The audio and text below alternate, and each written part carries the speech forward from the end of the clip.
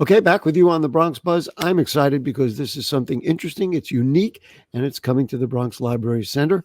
And so let's right away say good evening to Manny Knight. Nice to see you, Manny. Nice to see you too, Gary. I'm so happy to be here. Manny is, and now forgive me to people in the Bronx for saying he's a Brooklyn-based illustrator, but we don't mind. He's a comic artist and a teaching artist, but he has Magna Ax, a creative odyssey, which is an exhibit unveiling at the Bronx Library Center. Tell me, what is Magna Ax? Yes. Well, first, I want to say thank you so much to the awesome borough of the Bronx for adopting me for this exhibition. Absolutely.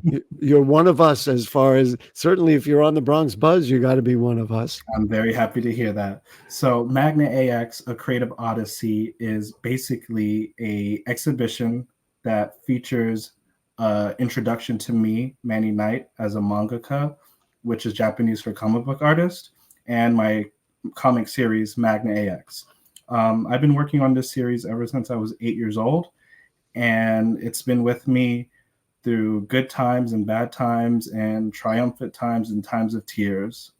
It's grown with me, and I'm very excited to show off my creative process, as well as a comic memoir that tells you the origin stories of how I got into comics as a kid in anime and manga, and it follows my journey all the way up to where I am now currently.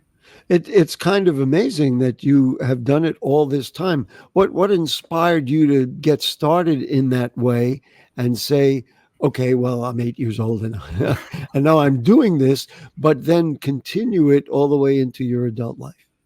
Oh, wow.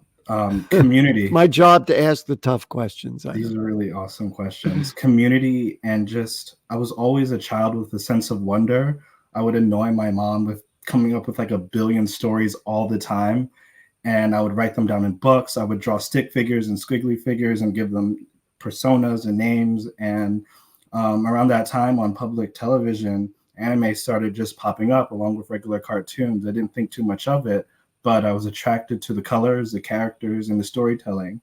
And I knew that there was something there. I just didn't know what. And I just remember being very young, around 8, and being like, yeah, I want to do that, whatever that is. And where were you? Were you in Brooklyn at the time? I was in Brooklyn at the time, yeah. Brooklyn at the time. So you went, and this is just out of curiosity, you went to a public school. Did the public school support this effort, or was this something, well, I did the school like everybody else, and then I got this secret that I'm working on at home? It was kind of like a secret that I was working on at home. I had a sense one about place that.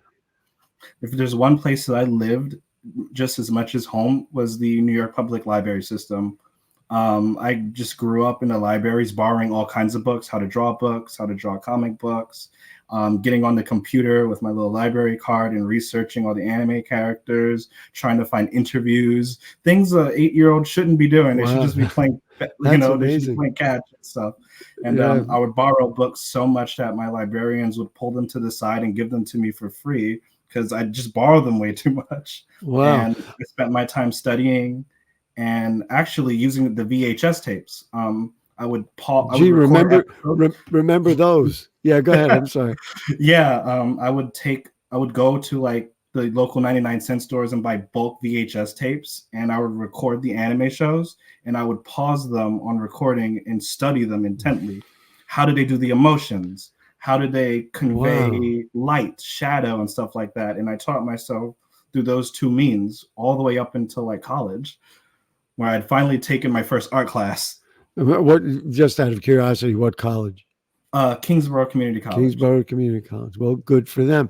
I also want to understand this notion of mangaka. Yes. Did I pronounce that right? Yes. Absolutely. Mangaka, which means comic book writer in Japanese. Why Japanese? Why not just call yourself a comic book writer here in English? I thought about that a lot, and I think representation matters in the sense that a lot of kids now are having exposure to anime and manga and television, and it's something that I didn't really think about too much as a kid. It just sounded very cool, and as I did more research about it and learned all the ways that manga differs than comic books in terms of how they tell certain story arcs, I was like, yeah, I think that this is the appropriate title for me. It took me a long Wow. time to like fit into those boots, though. It's a fascinating story because it doesn't, mimic any other path that you would think. And I mean, other comic book writers, etc. Um, you know, grow up, kind of go to art school, or they tell stories, or but you really kind of did it by yourself and developed this. It's frankly an extraordinary story. I want to show some of the artwork that you sent us that we can show to Absolutely. people. So if Anderson can play the magic box, we can take a look, and then you can tell us. So what is this that we're looking at? So you're looking at the first cover of Magna Ax. That's a revision chapter because after I'd spent time doing the first volume, which was about 245 pages, I Wow. took time to sit down, reread it, and fix up the art and add some story elements I felt was missing at the time. When I did this comic in particular, I did 245 pages on a cell phone because I didn't have a laptop at the time, That is and I just downloaded unbelievable. an app. So what? One of the things you're going to, among the things you'll talk about at the Bronx Library Center, is this process that got you there.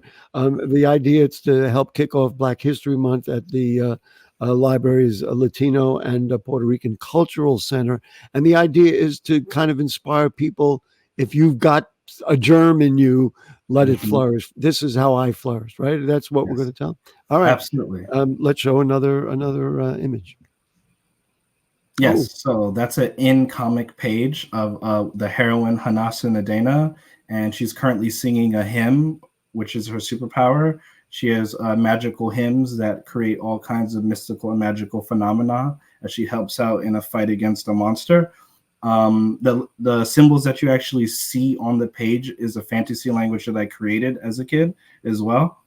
I And was going to ask if it's Japanese, but it didn't look like what I know to be Japanese letters. yeah. So yeah, I'm definitely in love with like fantasy worlds and things like that. I watched a lot of Lord of the Rings. I've read a lot Wow. of fantasy books, and I always wanted to make my own fantasy language. And that played a big part in making the comic series as well. Okay, let's take a look at one more, and then I'll ask you a couple other annoying Yeah. questions. Yes. This is a action panel from chapter 3. That's the main character Satoshi in Amada, and he's using an attack, and it's pretty much laying out what it is. So the art of Dragon Fang, and it basically explains to you almost like it's a video game. There's a lot of cheeky video game references to. Well, there's a lot of cheeky video game references in Magna Ax, as I grew up playing a lot of video games as well as watching anime and manga. So it's kind of like a love letter and homage to everything that kind of put me on the path. I'm kind of just putting it back into the universe. This is quite a story, mostly because it's so individual. I mean, it doesn't parallel anything I recall. Um, so let's just describe. So you're going to be speaking and showing off some of the artwork at the Bronx Library Center. That's right. I'll be speaking about my journey, a creative odyssey. This exhibition is actually based off of a presentation that I do when I go talk at schools, libraries, and art conventions. I talk about my journey from start all the way to where I am. And I usually have a slide, but this time around, I wanted to make something very intimate as well as introductionary to me. And I wanted to kind of bear it all and be vulnerable and show that it's possible to do things like this if you really want it and if you put your mind to it. It's absolutely achievable. And self-disciplined, I'm sure, goes along with that. So that opening date, just to let people know, jot it down, is Friday, February 2nd. That's Is right. that the date? At 5 to 6 p.m. at the Bronx Library Center, of course, on East Kingsbridge Road, Yes, here in the borough of the Bronx. Um, so you won't, and now the thing is going to run all the way into the end of March that's right. 29th. But you won't be there all the other days, right? So people will be able to see the illustration and still be inspired. So now that you've gotten, this is the worst question of all. So now that you've gotten to this point where you've built this up since the age of 8, now you teach in schools, you do all these kinds of things. Um, uh, what's next? Like what do you do for an encore? Do you then continue the stories that you've been writing, or are you going to say, okay, I've done all this, now I got to do something, start somewhere else? I mean, how does your mind see this, or do you not see anything and you'll just wake up tomorrow and figure it out? A lot of it was waking up tomorrow and figuring it out Wow. as I go, as I continue to hit one big moment after the next. I'd be like, wow, what do I do now? Or when I finished the first volume of Magna Ax, I was like, wow, now what? Well, volume two. And I'm currently working on volume two right now. Um, yeah, I think that ultimately the next steps, the encore, is to continue the journey. As you know, Odysseus was on a very long odyssey, and so am I. I have quite the story to tell with Magna Ax. I plan on having at least maybe 7, 8 volumes of this for Wow. the and And who are the people who absorb it? I mean, the way it looks to me, especially with young people who are interested in these kinds of fantastical things and all those kinds of things. That's who I'm. Kids who like video games. Oops, I dropped something. I'm sorry. Kids who like video games and things like that. Is that who the audience is, or do I have that wrong?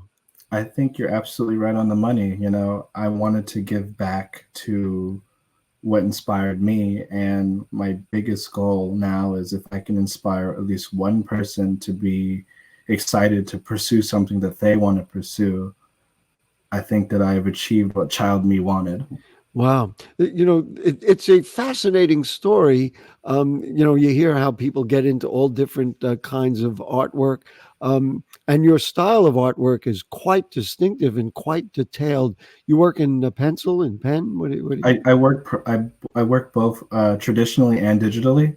So Oh, and when I'm digitally, of course. I'm an old so guy. That's the way I think. I'm sorry. Maybe. Oh no, I do both. A lot of when I was learning how to draw was primarily in sketchbooks Right. and pieces of paper and copy paper that I would just get from the 99-cent store on a clipboard. Beautiful. Listen, let's get everybody out there for the opening reception. If you can't make it, Absolutely. get out to the Bronx Library Center. The opening again is 5 o'clock on Friday the 2nd. The Bronx Library Center. Congratulations, Manny Knight. You're getting somewhere finally. Fruits of Finally, labor. you're really doing something important, inspiring our kids. Thank you. Is a real important thing. So we Thank you. appreciate your time in the Bronx Buzz, and good luck on February 2nd all the way through March 29th at the Bronx Library Center. That will do it, ladies and gentlemen, for the Bronx Buzz. We thank Emily for joining us. We thank Manny for joining us. This is the beauty of the Bronx. So if the curtain don't fall and the creek don't rise, we will be back next week. Good night.